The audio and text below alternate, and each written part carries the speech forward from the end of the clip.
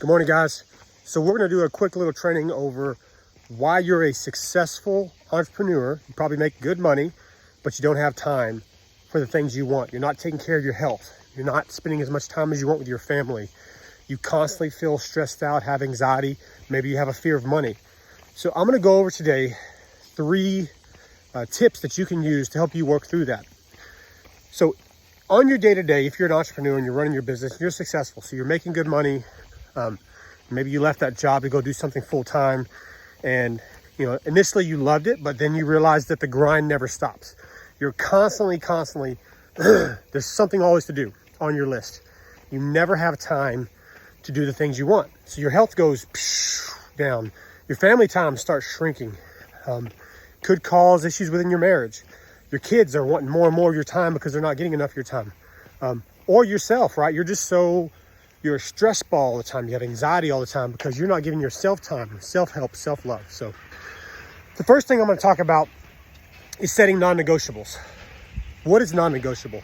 A non-negotiable means it's something that you're going to do no matter what. I can tell you one of my biggest non-negotiables, other than my faith and my family, is my physical activity, my health. So as you can see,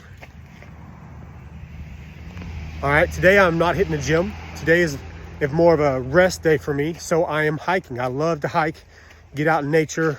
And so that is what part of my non-negotiable. My physical activity, it really helps me clear my mind. It just, the endorphins that I release, I love it. And I want to look a certain way. So health is really important to me. Okay. A non-negotiable for you could be anything, right? It could be your health. It could be how you're going to eat. It could be spending time with your family. It could be doing a hobby that you really enjoy. It could be anything that you're like, man, this is something that I want to do no matter what. I would encourage you to start with small. Start with 1 to 3 things that they do not change. So that means, here's my example for me. I don't care how busy my week is. I will be working out 5 to 6 times a week. Now, that working out may be in the gym, which is most of the time will be. It may be out in nature, which usually I try to do that once or twice a week if I can. But I do this regardless.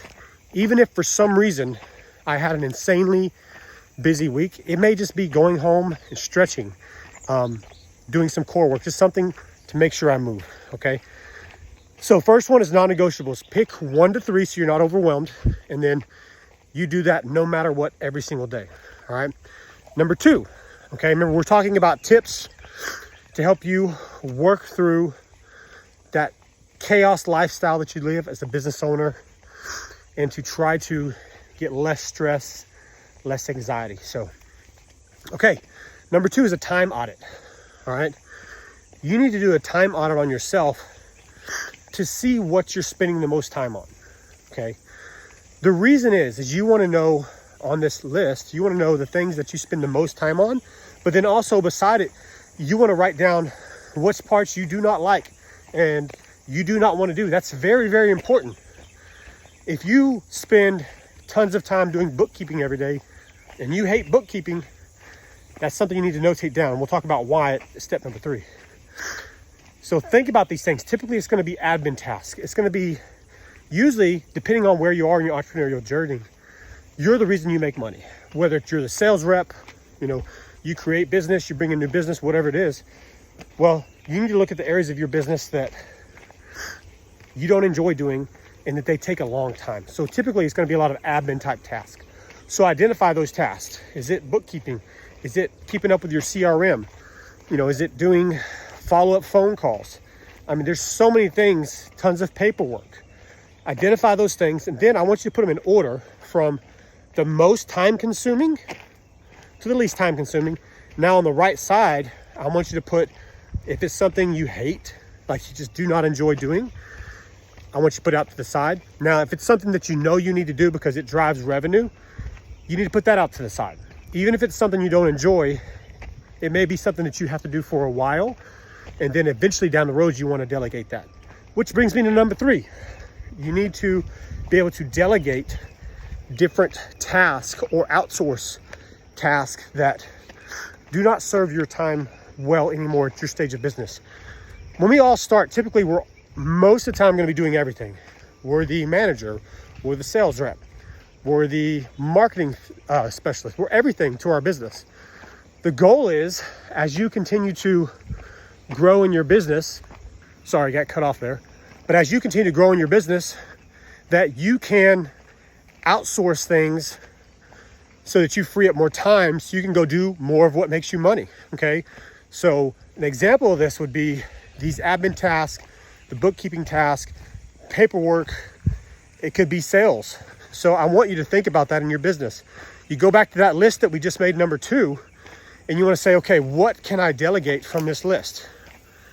Now, if financially you're not in a spot to delegate anything, well then you need to take a step back and say, what on this list can I put off and not do right now because I need to focus more on sales?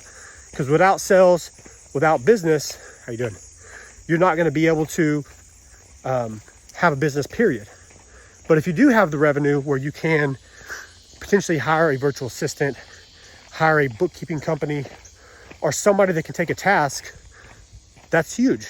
So as an example, if you pay a virtual assistant $500 a month to take 20 hours a week from you because they're doing all these admin tasks, maybe it frees up 10 hours a week for you. That's 10 hours a week that you can go out and work on your business, not in your business, which is huge because that's where you can see large amounts of growth, okay? So go through that list. Once you figure out what you can delegate, you need to see what that's going to cost you if you have to bring somebody on. And if you already have a team, you may not have to bring anybody on. If somebody on your team has time and they can do your books or they can do this paperwork or whatever, then it's just setting up systems and processes to do those things. I constantly do this in my businesses. Even though I've been in business for a while, I've had multiple businesses, it's something that I keep going back to because as an entrepreneur, we're going to find different things in our business. We're going to create new processes and different things, and you got to make sure they work right before you hand it off sometimes. And once you hand it off, that's that whole process of like, okay, I'm doing this task now. This is something that is needed, but it's not going to move me forward on the sales side of it. So I need to move forward. Okay. So kind of a quick recap. First thing is set your non-negotiables. Those are so important. These are things that are going to make you happy on a daily basis, and they're going to make you healthier if it's health related, spiritually, mentally. These are things that are going to help you day to day. Okay, that's number 1. Okay, number 2, time audit. Time audit yourself. What are the things that you're doing that take the most time and that you do not like the most? And remember, as you free up that time on step 3 by delegating, you have to do more of the things that are going to increase your business, make you more money, so that you're going in the right direction. All right. And then number 3 is going to be delegating tasks, outsourcing, finding out what you need to do with those different things that you want to replace, figuring out how you can do that, whether it's through your current staff. Do you need to hire or bring somebody on? If you will do that, you will, number 1, you're going to do that several times throughout your business career. That's going to be a continual process. But if you will do that now, you will open up more time. Your health will get better and you will feel better. Your stress and anxiety will start to slowly go down. And you will be so glad that you did it. So I encourage you to start this today. If you have questions, need help, reach out.